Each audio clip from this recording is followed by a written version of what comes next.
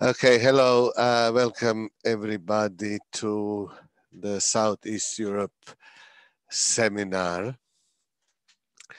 My name is Bojan Aleksov and I'm a lecturer in Southeast European history, and I have a special privilege today to introduce our guest, Dr. Hannah Starman, or I would say star woman of our talk on Zoom this afternoon.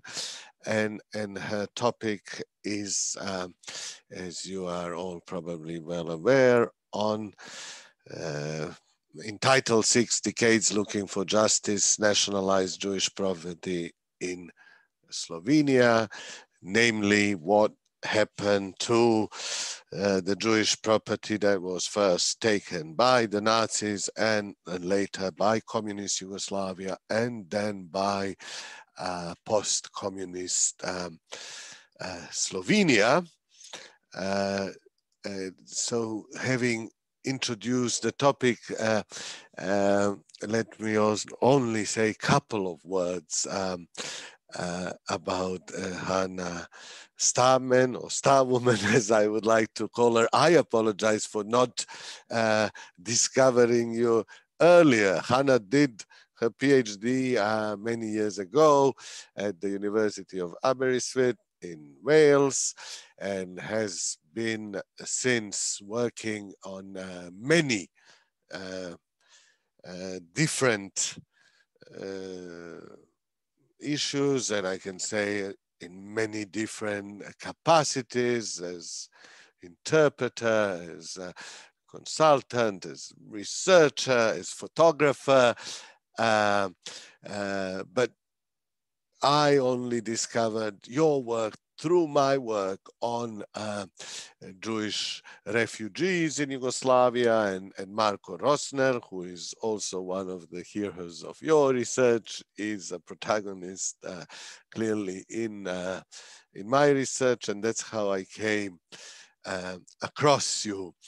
And I discovered that in your research, you combine multiple perspectives, and that's why I thought it's interesting for a wider audience. And that's why I would kindly ask you, Hannah, that after introducing shortly your publication, your research on this case, to spend more time illuminating us how you came, how you embarked on this research to begin with. Where does the interest come from, and how did you embrace all these multiple perspectives, and how did you connect and research on different continents and different time periods, and also how you combine the legal with biographic and many different levels of your research that I am sure our audience would be delighted to hear. I was also told that I need to announce that this session is being recorded, so that if you don't want to be seen or heard, you can unmute or mask yourselves. But you can still type in questions that I would read it out. So that's all for the introduction. I would like you to talk for no more than half an hour, Hannah, and then we can proceed with the debate. Okay, that's enough from me. And now, Hannah. Right, thank you very much, Bojan, for this introduction. And thank to all of you for being wherever you are connected to this platform. And what I would like to do is really talk a little bit about how this research came about. As Bojan mentioned, there was a certain set of circumstances that, that led me to explore the issue of Jewish property and then restitution and then rehabilitation and so on. And then I'll talk a little bit about the content of the research, and I'm open to questions even while I speak. So if you feel you have a question, just please don't hesitate. You can interrupt me and ask.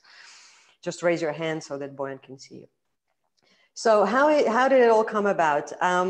I started working on Slovenian Jewry and Jewish property in Slovenia. Probably in mid-2000, because I returned to Slovenia after my PhD, and it turned out that, of course, these issues were at that time quite prominent issues, because this was the time when all the negotiations were taking place. It was just before Slovenia entered the European Union, and it was the time that the international Jewish organizations such as the Claim Conference or the WJRO saw fit to press a little bit on Slovenia to deal with restitution issues before. Now, the Slovenian government at the time was a right-wing government. It's actually the current government is the same one that was in power back then. They were not very interested in the whole issue, which is probably, something that a lot of East European countries share. They didn't feel it was their concern, and they didn't feel that that was something they needed to deal with. And then the third actor was the Jewish community of Slovenia, which was a rather small community that, of course, wanted some sort of settlement. Ideally, a lump sum settlement from the government. The problem being that there were living heirs who were entitled to the property. So there was a bit of tension in every direction, because on the one hand, you had Jewish organizations that wanted restitution to the rightful owners. On the other hand, you had the Jewish community that ideally would have wanted a lump sum settlement to itself as a representative of all the Jews disappeared and heirless. And on the third actor was the government that didn't want to give anything to anyone, to make it really simple. So I was hired by the WJRO to compile a list of properties that belonged to Jews, which I did together with colleagues. And I also looked for living heirs. And the more living heirs I found, the less popular my research became with the Slovenian Jewish community, because it meant that the heirless property was shrinking and that this negotiating strategy was less and less appealing, which of course made the Slovenian government very happy, because as it turned out, there was part of this property, part of those heirs that were not entitled to what we call the process of denationalization, meaning returning the property expropriated by the communist regime, because there was an exemption in the law for people whose property was expropriated as part of, on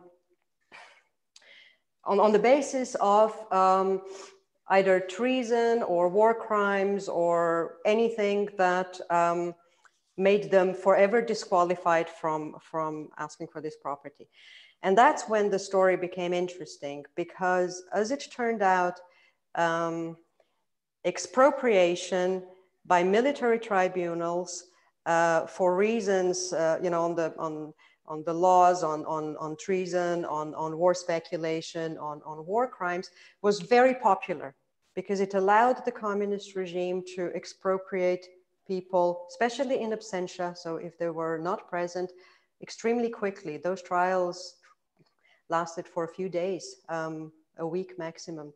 So in August 1945, the communist regime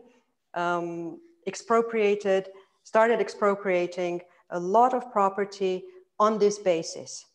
So by simply declaring people war criminals and depriving them of all civic rights and, of course, property rights.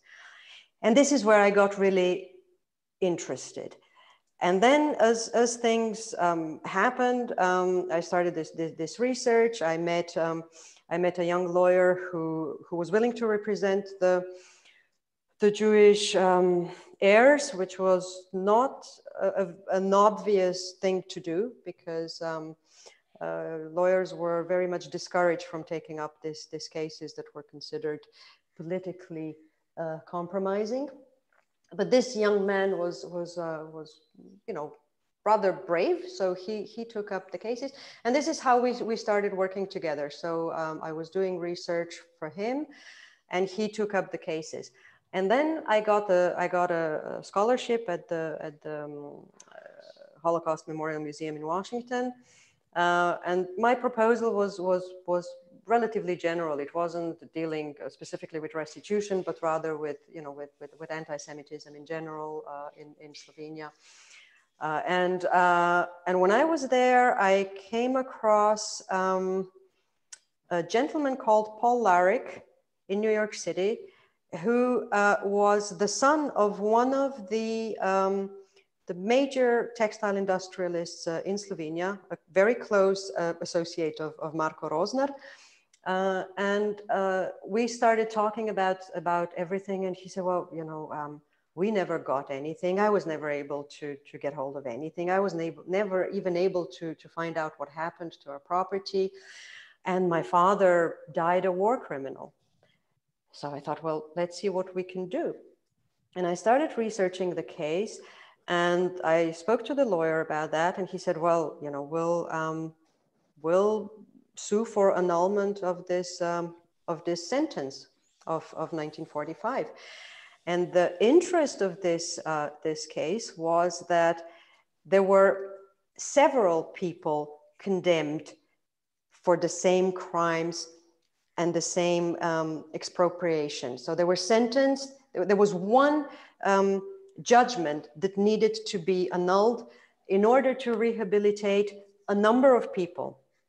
So we thought we would take, it was in a way like class action without being class action.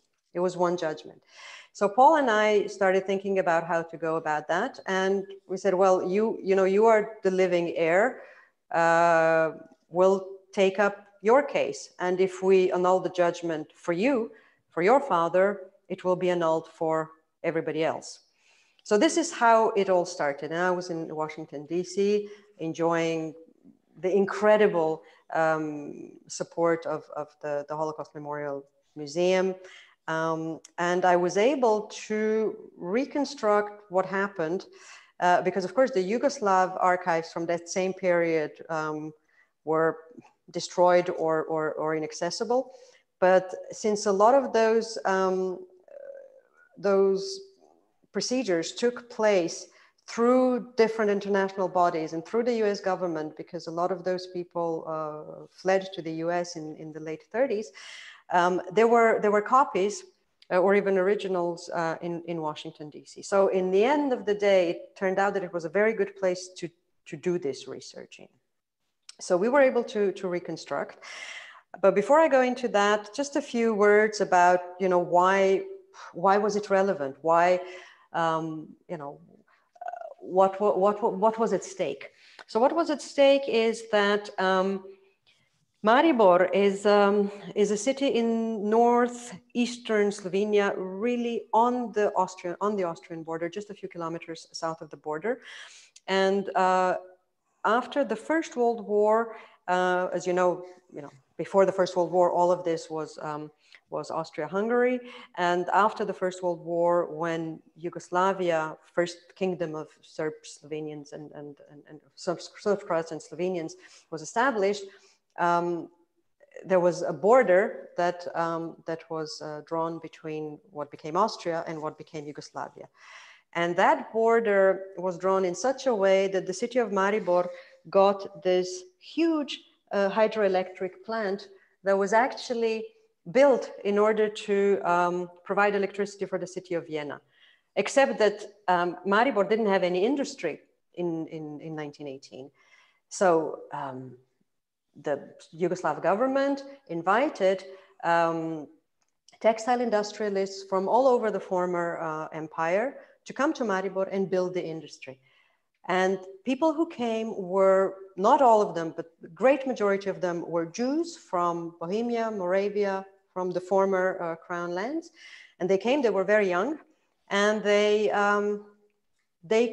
built this industry. They became wealthy, completely assimilated. Their children were born there. They grew up there. They spoke the language. They got the citizenship, and they were completely, as far as they were concerned, part of the local fabric. Now, the city was bilingual or predominantly German-speaking, so a lot of them, it made it easier for them because they were German speakers to begin with as well. So this is how they came. They became wealthy. They were also very much involved in the local community. They invested a lot of money. For example, as you know, Marko Rozner, he established the Slovenian Academy of Sciences, which is something that does not appear in any records about the Slovenian Academy of Sciences at the moment. But he basically gave the seed money for the creation of the Academy, and which at the time was quite a lot. It was the value of a multi-story building, for example. And Vilko Larik, Paul's father, they invested a lot of money in museums. They did all sorts of different charity, financed a lot of charities, foundations, culture. They were very, very into culture. They were really, what you'd consider pillars of the local society. And what happened after the Anschluss, of course, they, as Jews, were immediately threatened, but they had the means to leave. They had the means to leave, and they did. Some left earlier, some left later. Marko Rozner, I think, was the last one to leave, and his journey was a rather complicated one because he traveled through Yugoslavia, and whereas the others left earlier, and most of them went to the United States. Rozner went to Israel, but most of them went to the United States and started a new life there with the capital that they were able to take out with them. And they left the factories in the hands of loyal collaborators. Now, what happened when the Nazis came in, of course, because as you know, this area was annexed. This area was supposed to become German. So Maribor, when Hitler came to Maribor, he said, make this land German again. So it wasn't just an occupation. It was more than that. And of course, all those factories were used by the Germans for their own production. And as they were textile factories, they produced uniforms, they produced flags, they produced all sorts of things like that. And they also replaced people who were the trusted collaborators of the owners with their own people. So the factories worked throughout the war under the Nazis, which came in very handy after the war because the communist authorities simply confiscated them as Nazi property. And when you look at the paperwork, you see that there was a lot of bad faith. I mean, if I put it very diplomatically, they knew exactly that this factory belonged to Jews. It didn't bother them. They actually even put it as an aggravating circumstance in the judgment, saying that what made it even worse is that there were Jews, and as Jews to collaborate with the Nazis, which was a singularly insulting way of putting things, because even if they wanted to collaborate with the Nazis, it would probably have been very difficult. But in any event, this was, the communist authorities followed a very simple objective, which was to confiscate everything they could, especially all the industrial property, because they were building a new regime, they were building a new world. So all the means were justified. And the fastest way of doing that, as I said earlier, was the military tribunals and those extremely expeditious judgments based on accusations that were completely invented. So you had testimonies of like, yes, they were Nazi sympathizers, they gave money to this and that organization. They were not even physically present anymore. So really evidence was very flimsy, and whatever there was of evidence was mostly invented.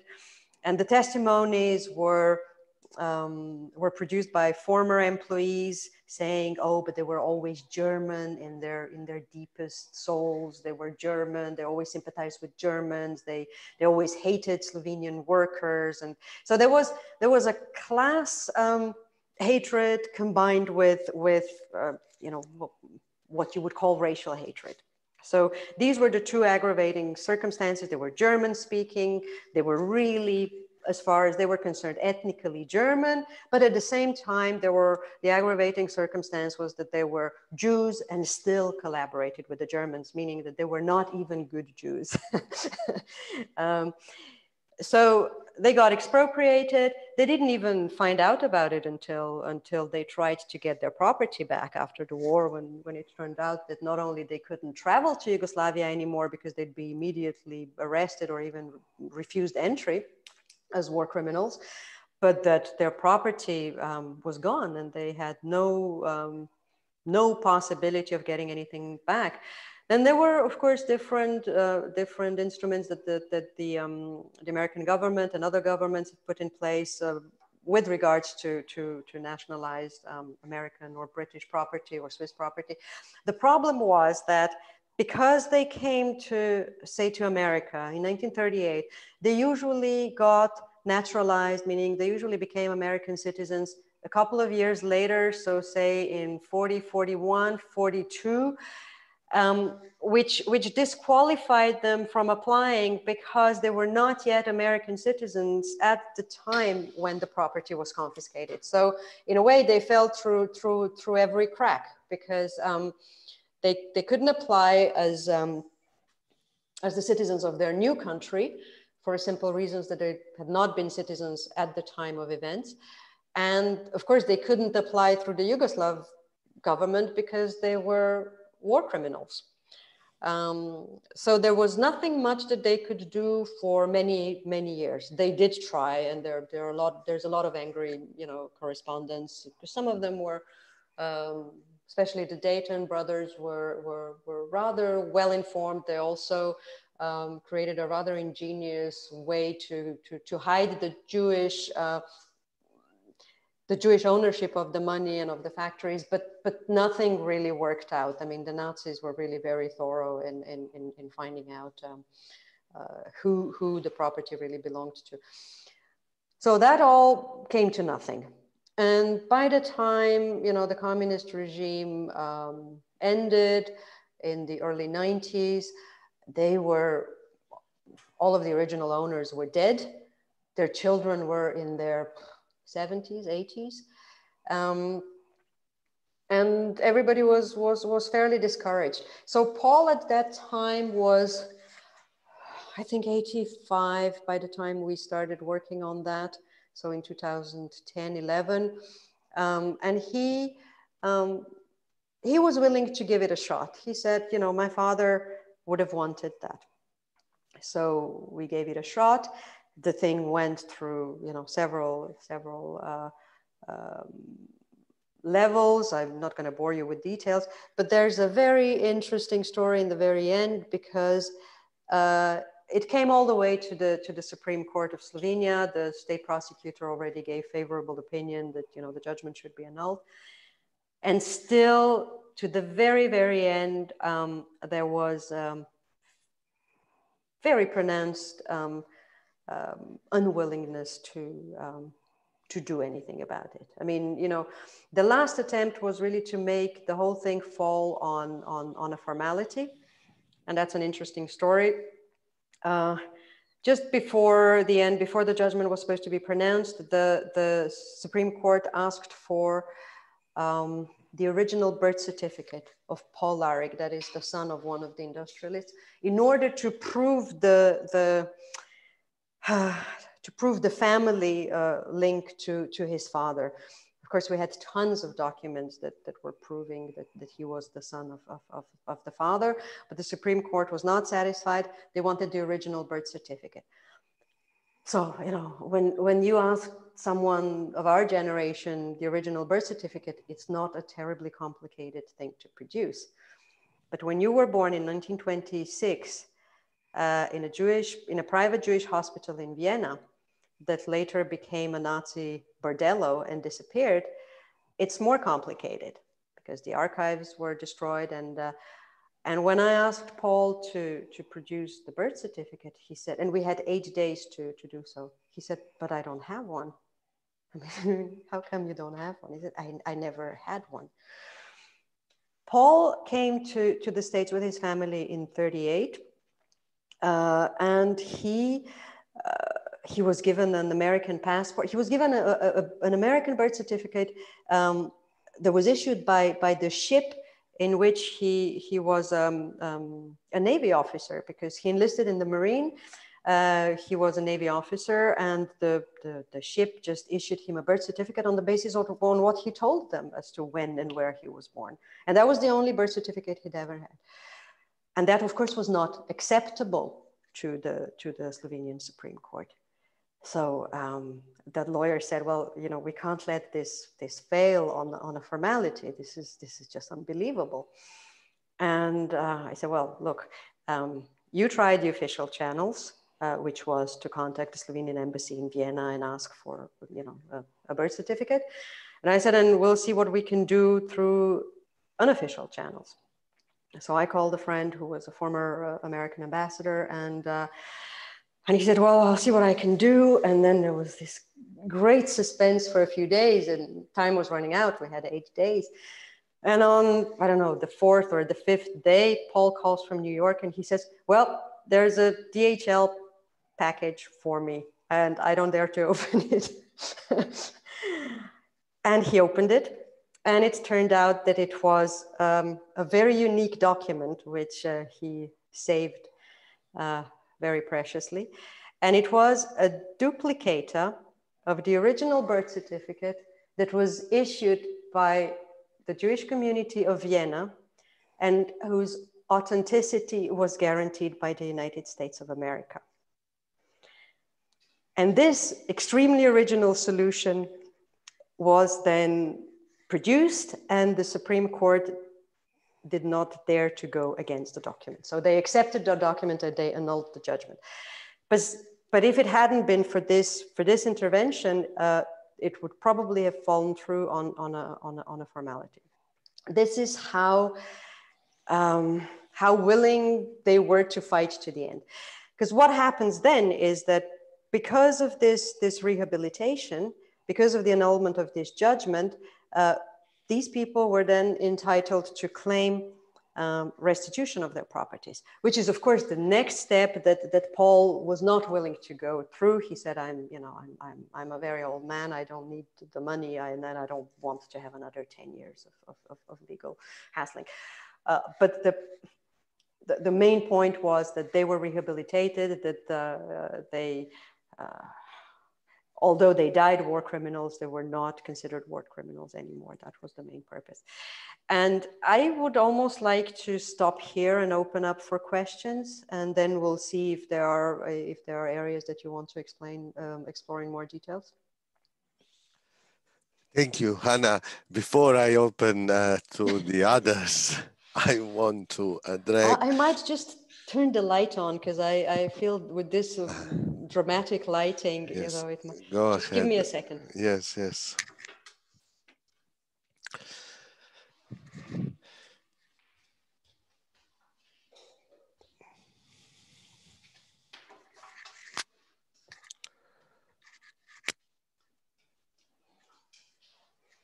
Oh, that's better, right? So at one point in your article, you described the what you say prevarication of the Yugoslav authorities, intransigence of the Slovenians, and indifference of the Americans. So for those in the audience who might be less informed, let's say, and because you focused your this explanation rather than the presentation on the most recent Slovenian aspect, but these cases have a long history, as you say in your title, 6 decades, and the first attempts were made in the aftermath, and then in the 50s and 60s. And what is very interesting, Yugoslavia had its money, its gold reserves deposited in New York, and America did not give it back before these issues were settled or provisionally settled. And this is very interesting that by 1965 you came to the figure that Yugoslavia paid only 2% of the claim, of the claims, so only small claims, basically. So if you, before I go into other questions, if you just say a few words about the international context and Britain, the role of Britain and America in post-war Europe, and what you derived from your case study. Well, it was really, the issue was that, of course, there was this international situation whereby communists came to power, the Iron Curtain, appeared, separated the East and the West, and it was extremely tense. And as you rightfully mentioned, I mean, there were gold reserves by Yugoslavia in the United States, which gave some leverage to the U.S. government to make those claims. But of course, the claims were the claims were mostly small. I mean, it wasn't as if there were millions of American citizens in Yugoslavia. So Yugoslav government was relatively willing to pay those. It didn't want to have any problems with the United States.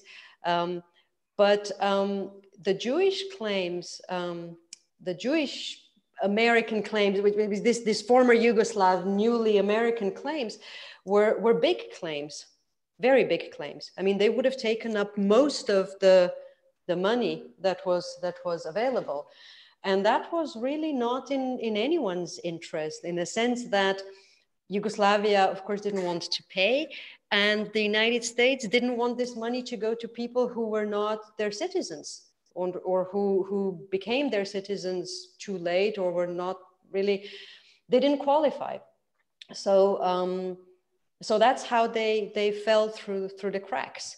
And the same situation happened. I mean, there were Switzerland, for example, the Daytons went to Switzerland, and in Switzerland, the problem was that there was not sufficient citizenship. I mean, there was always something that was wrong with the citizenship. They had not been citizens long enough. They, for example, in Switzerland, it was the ownership of the factories. And because the Daytons tried so hard to hide their holdings, they made such an elaborate scheme that in the end, they couldn't prove that the majority ownership of the factories was Swiss, which is why they fell through the Swiss scheme of compensation.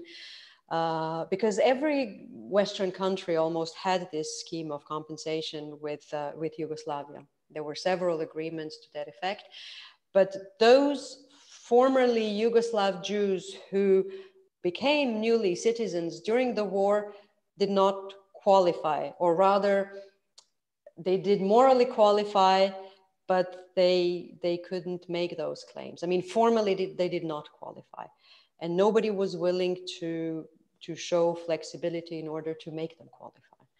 And because at the same time they were considered war criminals in Yugoslavia, they of course couldn't do anything through the Yugoslav authorities. They did try though. They did try, but it never came through.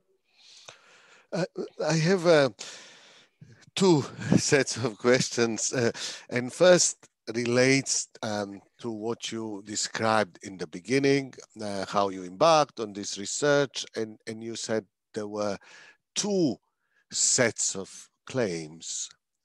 Let's say one of the legitimate heirs, and the other is you named as the Jewish community of Slovenia that prefer the lump sum. And this is something we'll see then time and again in other cases. Now, my problem with this is I don't know how they justified, but historically there was no Jewish community of Slovenia. The Jewish communities were organized locally and on the level of Yugoslavia. For those who know less, Slovenia, of all Yugoslav successor states, had the smallest, except for Montenegro, had the smallest Jewish community, and actually Maribor. And small is really small. Yes. Like several hundred people, right? Yes, and this was mostly in the northeastern corner, which formerly belonged to Hungary, St. Stephen's, Hungary. So I really wonder what was the basis of this claim on the level of Slovenia, because the people you researched and who owned the biggest chunk of that property were citizens of Maribor, but they were also declared Yugoslavs and monarchists. So I don't see what is the ground that the Jewish community of Slovenia in the 1990s could put to claim any compensation. Well, this is, I'll try to be diplomatic about it. Let's say that it was a general movement in the Eastern Europe where Jewish communities were making those claims, and those claims were partially successful. So I think that the relatively newly established Slovenian community, rich of some 130 Jews, thought that they could just, jump on that train and get something as well. And when they started negotiating, it was basically all Jews of Slovenia were gone. All the property is heirless. There was some property. I mean, factories. It wasn't huge, but it would have helped the Jewish community.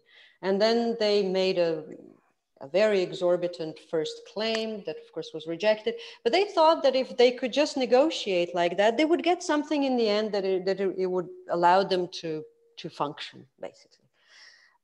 Except that when they were asked, and of course they were asked by the Slovenian government to produce proof, say, okay, well, if you claim there's heirless property, then let's see what is the property, who are the original owners, and where are the heirs. And once this study was underway, and the WJRO mandated me to do the study for them, and the colleagues of mine, of course, it wasn't the only one. And at the same time, the Slovenian government also commissioned someone to produce their study. And both studies showed that there were heirs. This was, of course, good news for Slovenia, because they were able to say, look, there are heirs, so you and your heirless property, forget it. It was good news for me for people who were working on that, meaning because we knew that if there were heirs, the actual people could get this money. But by merely by doing this study, we made ourselves into the enemies of the Jewish community that didn't want any heirs. You know, ideally there wouldn't be any heirs. So of course that created a considerable tension between on the one hand the international Jewish organizations who tried to help the Jewish community, but they couldn't agree on what to help them with, basically. And I was sort of in the middle with the research. I mean, there were more rifts when it worked, like in Macedonia or Serbia or other places which applied the lump sum approach, and this resulted in huge splits then within Jewish communities. I'm quite sure of that, yeah. Yeah. I mean, it never came to any settlement in Slovenia, so the question never emerged. And this is the last question I might ask, and it's in connection to this. Now, I admired your study because it's well-rounded. It's one case study. You know, you research the origins of these particular people, their property, what happened to them, what happened to their property, and so on, over a long span. But as you yourself stated, yes, they played a significant role in Maribor, but on the whole, not a huge role in Slovenia. Next door in Croatia, which had the largest Jewish community and the most powerful and the wealthiest, it's a totally different story. And I only wonder, you know, for those who don't know, there were families and Gutmans, Schlesingers, Meyers, who were the greatest industrialists in the interwar Yugoslavia, and they were all in Zagreb or Osijek or in between the two. Morpurgos, which are from Maribor originally, Stocks, who had cement, aluminium, bauxite factories. Did you come across any research on Croatia, or how did your research reflect to what has been happening in Croatia? Is there any communication, let's say, between, you know, one smaller case and that you brought to the end and a much more significant case of Croatia? I was researching, as you said, a case that was very specific, that was very geographically rounded, that was historically rounded. And I thought that it was very representative of what must have been going on everywhere in Yugoslavia at that time. Not just in Yugoslavia, everywhere in the former, former Eastern Europe. And if you read, for example, the memoirs of Madeleine Albright's father, you see that, that this was a very, very common approach to things. You know, just give us the property and you can buzz off. You know, we won't worry about you if we get what we need. There was this overwhelming objective of building the country, building the new regime, nationalizing everything in order to be able to do so. And the end absolutely justified the means. I mean, there was absolutely no qualms about, I saw telegrams, from Belgrade to Slovenia saying, look, you really want to distinguish between Jewish property and German property. And the Slovenian response was,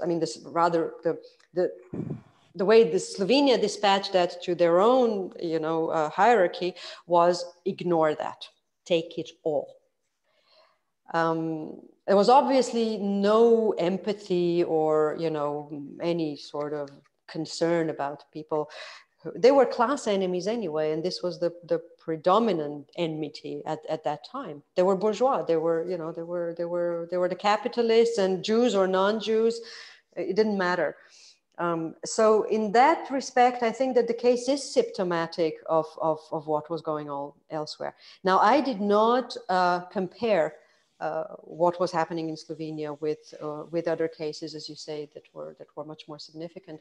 But I presume, and I have reasons to believe that the Slovenian case was very symptomatic. It was maybe a notch more brutal because it was you know, it was so shamelessly transparent about what it was doing. The fact that you have in a judgment, they were Jews, but still they collaborated with the Nazis. I mean, it's one hell of a case of bad faith. Well, in Zagreb, there were executions. Victor Gutman was executed as a Nazi war criminal, even though he was Jewish. Yeah. So, you know, even more extreme, because in Maribor they were trialed in absentia. Well, they would have been executed had there been there. Yes, yes. No doubt, yeah. Yes. I mean, that was the sentence, yeah. I mean, well, the sentence was not execution because it was in absentia. The sentence was loss of property, loss of civic rights, and forced labor. I think that's what they call it. Forced labor. Yeah. Yes. No, but what is interesting and what you draw your attention is that these class-based trials, clearly, and their consequences were then inherited by the successor states who justified their existence and their separation from Yugoslavia exactly on, or among other things, on the class level, and they legitimized their separation by anti-communism. But they eagerly embraced what their communists, what the communists had done for them. Yeah, but you know, both in Slovenia and Croatia. Yeah, of course. But this is, you know, this is the kind of situation where everybody benefited from someone else's brutality. For example, the communists confiscated stuff as Nazi, knowing precisely that it wasn't Nazi. You know, and if those factories worked during the war and produced Nazi flags, it was because they were run by Nazis, because they had previously been confiscated by the Nazis. So you have the first act of bad faith by the communist authorities saying, well, this is Nazi property that we're expropriating here. This is German property. They even declared factories of German citizenship. So you had a triple layer. You had the factory that was German, the owner that was German, and the director that was German. You had 3 levels of, and then you had the post-communists who, of course, as you said, well, but we didn't do that. It was the communists. Except that, of course, when you scratch the surface a little bit, because when you said, okay, but if this was the communists who did it, you want to undo that. Oh, well, yes, but this is really not our problem, because this was Germans who did it. We didn't do anything. So in the end, you know, they always used the most favorable scapegoat so that they wouldn't need to do anything. But I mean, at that time, the Minister of Justice in Slovenia was Mr. Lovro Sturm. I mean, with a name like that. And he was a very old man already at the time. And he basically said, look, you know, you'll need to make up your mind. Are you a Slovenian or a Jew? You know, you can't have this kind of double loyalty. This was in 2010, 11, 12. And he said, that has nothing to do with us. And the argument was always, Well, yeah, but we suffered even more. So you had this hierarchy of suffering that also intervenes at every. Because yes, okay, you talk about the Jews, but in fact, the Slovenian patriots suffered so much more in the hands of Germans, and our duty is to deal with them first. So in a way, the Jews always managed to fall through the cracks, and they pushed them through the cracks very successfully. So when it was convenient, they were Germans or Czechs or whatever they had been before they became Yugoslavs. And at one point, because they became Yugoslavs, of course, in the late 30s, it was also claimed that this was, a perfectly opportunistic naturalization. So they were never ours, one way or another, and not our problem to begin with. And when we had this lunch that I also describe in the article, which was really surreal, when you had the American ambassador was the host, and then you had the German ambassador, and you had the Bnei Brit people, and you had the WJRO people, and the Minister of Justice. And when the Minister of Justice says, but look, we're perfectly willing to cooperate, and we prepared a memo to that effect, and we'll distribute it. And of course, they distributed a memo in Slovenian that nobody could read until much later. And the memo was about those poor Slovenians who were chased from Austria back into Yugoslavia and were killed by the communists. And I remember translating that for them when they came back, all smiles that, it was very successful and the Slovenians are really working on it. And they said, well, how dare they? So basically it was like, buzz off, not our problem. As we talk, there is a chat going on let's see. Exactly this lump sum approach attempted in some other, I knew for Serbia and Croatia, but in Poland, it caused the similar splits, discord within the community. I'm just reading Eric's comment. Yeah, Eric, I mean, the number of Jews in the Jewish communities of former Eastern Europe, especially, I can't speak for all of them, but for Slovenia, the number of Jews in the Jewish community is probably completely insignificant, which leaves real Jews outside of the community and not willing to have anything to do with it. And by real Jews, I mean either halachical Jews or Jews that would be considered Jewish under the Nuremberg laws. Let's put it that way. Okay, let's see if there are other questions now, so to extend this. Okay, so we seem to have the same problem everywhere, in Poland, in Croatia, in Serbia, yeah. Well, in Macedonia, they built this powerful museum, and given that the whole community was extinct, this was, let's say, the most logical so there were no heirs? There were no heirs in Macedonia? There are, of course, there are heirs.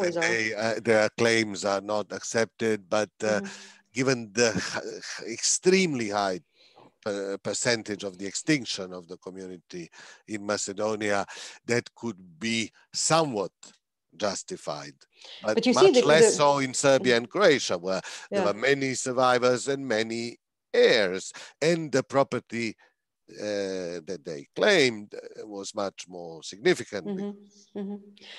But you see, Macedonia was poor. The Slovenian Jews mainly left. I mean, they didn't stay.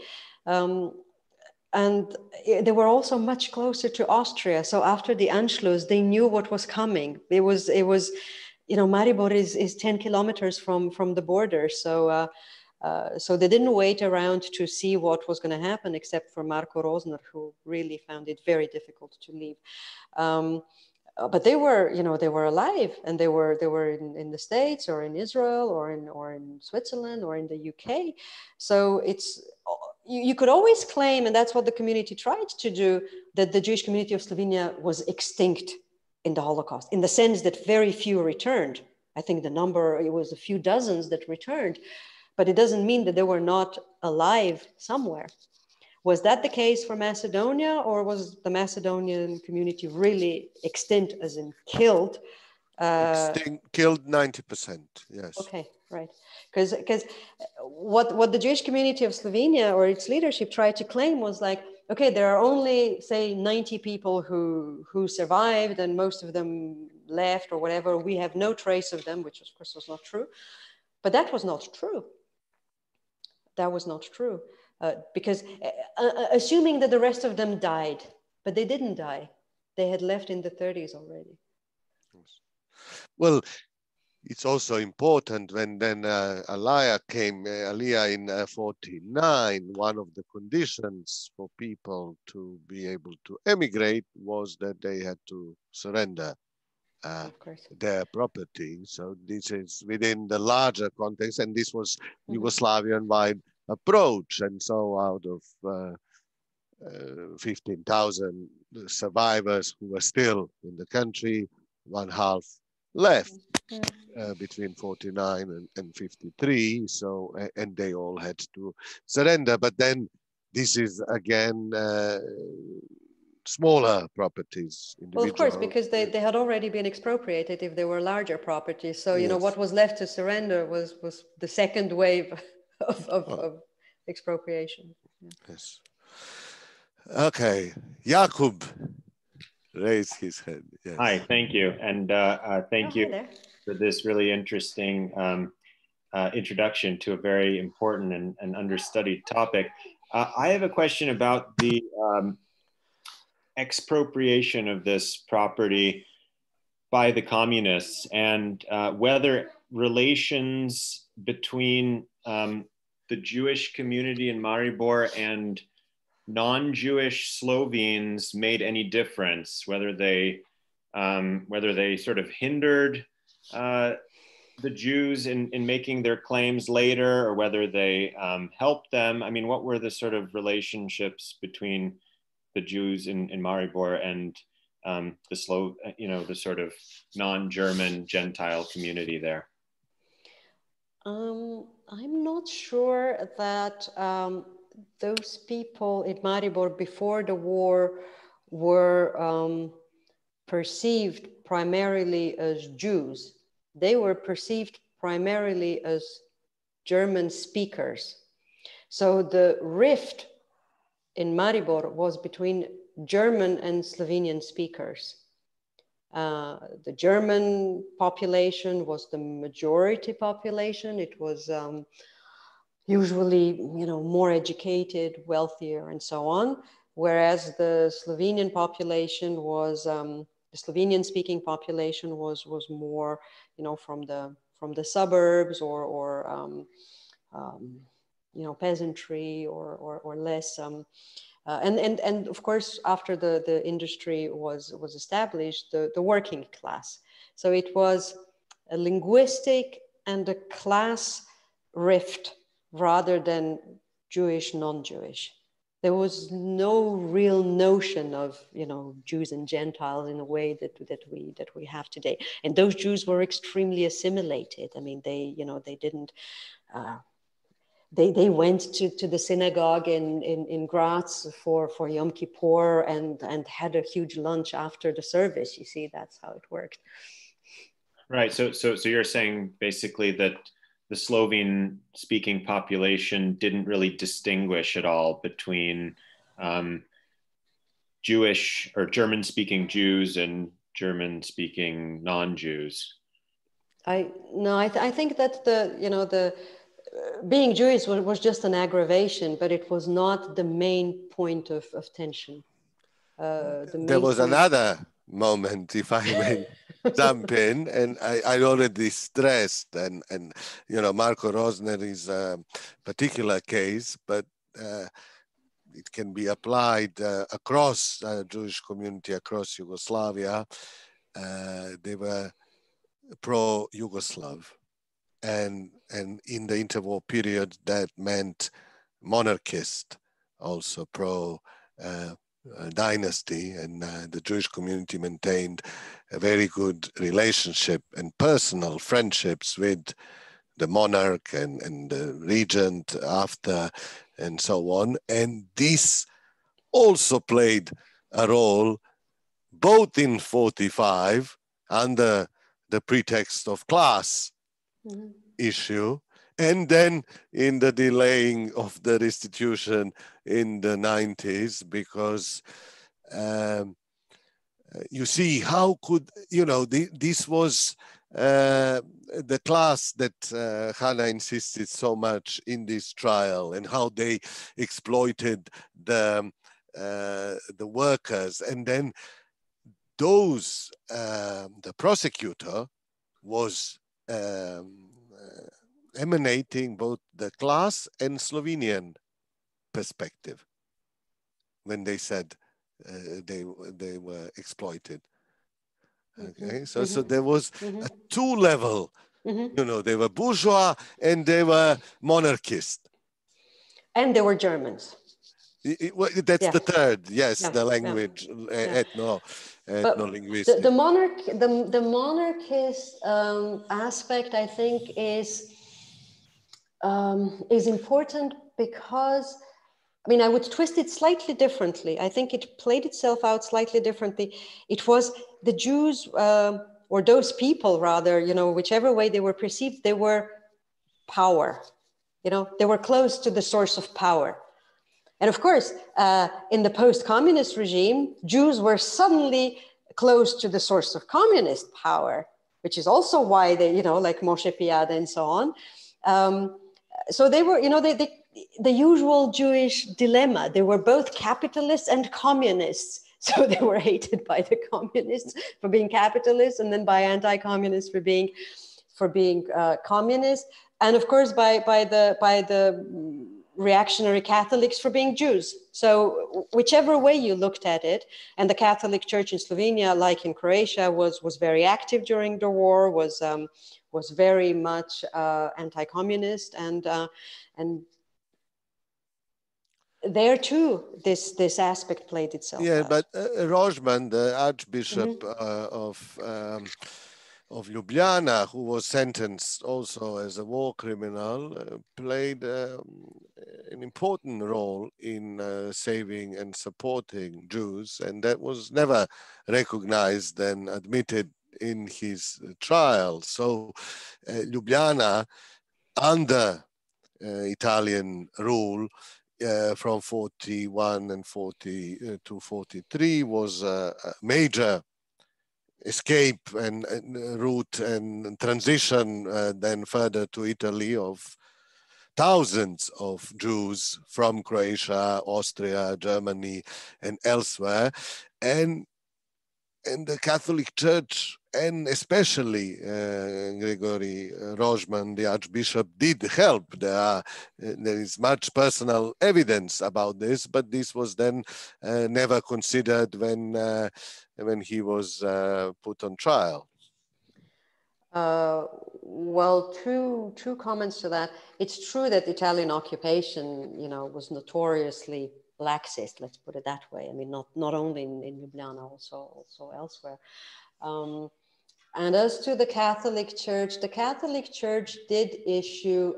convert people. Usually there was some sort of a monetary exchange that facilitated this kind of conversions. So for me, as soon as you have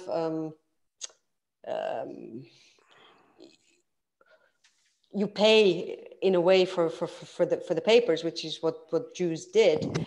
For me, it's it doesn't qualify as selfless help anymore. I think that the Catholic Church did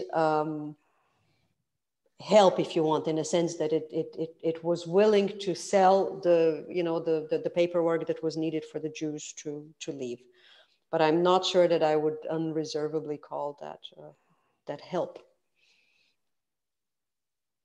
I think they made, they made a lot of money helping, like a lot of other people did. A lot of smugglers did. A lot of people who risked their, maybe not their lives, but their whatever situation they were in. They took money from Jews to help them flee. I mean, Are there any other questions from the members of the audience, wherever you might be? Does that answer your question, Jacob? I don't know if he's still there. Yes, thank you. Okay. Yeah.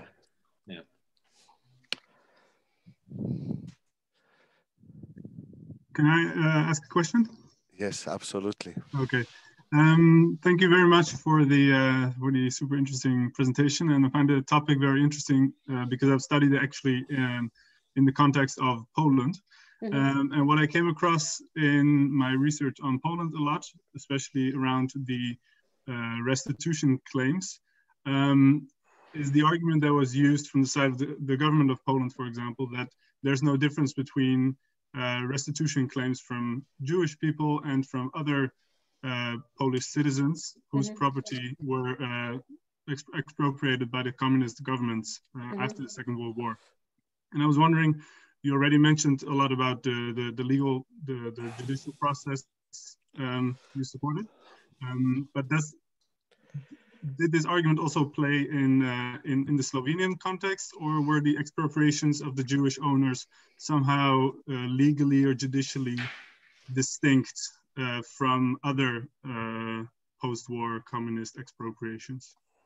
It really depended on the legal base on which the expropriation was made.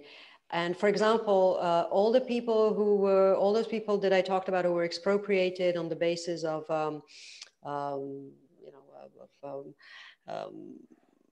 war crimes, treason, collaboration with the occupier. What was it? There were several. There were several things like that, like work speculation, things like that. People who were found guilty of those crimes could not file their claims under the normal denationalization process. They had to first seek rehabilitation, so annulment of the original judgment, before they could file a claim. And that was an extremely lengthy process. I mean, it took 10 years in our case. It was a very straightforward case. So then there were several provisions that disqualified people from filing a claim under the denationalization law. So a lot of Jews, out of the very many there were in Slovenia, but disproportionately a lot of Jews were expropriated under those special provisions which disqualified them then from filing a claim under the normal procedure. So yes, officially we were all equal. Officially everybody could apply, except that some legal basis was excluded explicitly from the denationalization law, and people who fell in that category had to go a much longer and more arduous way to get anywhere. So yes and no would be a proper answer. Thank you. Yeah. Was that the case in Poland as well? I'm not sure if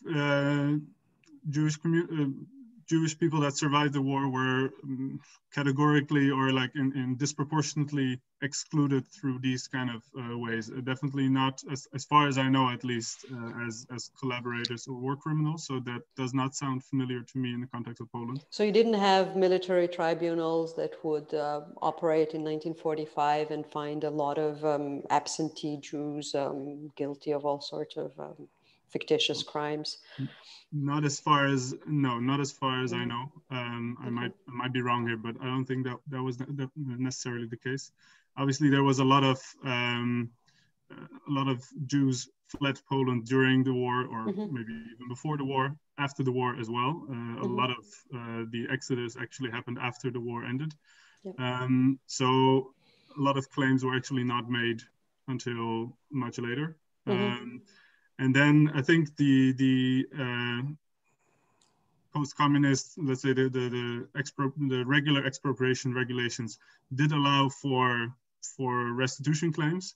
But as you also mentioned, oftentimes there were a lot of formal requirements of documents, of property documents, birth certificates, which Jewish people were, especially as victims of the war, and as well, everybody was a victim of the war, but of the Holocaust in particular, were disproportionately unlikely to still possess, or at least their heirs, maybe somewhere in the US, did not have a certain document of ownership of a house in Krakow. So that was definitely, let's say, a disproportionate, or is a disproportionate obstacle for these kind of claims. Yeah, like for example, people who died in Auschwitz were disproportionately unable to produce death certificates. Yeah, exactly. Thank you. Thank you.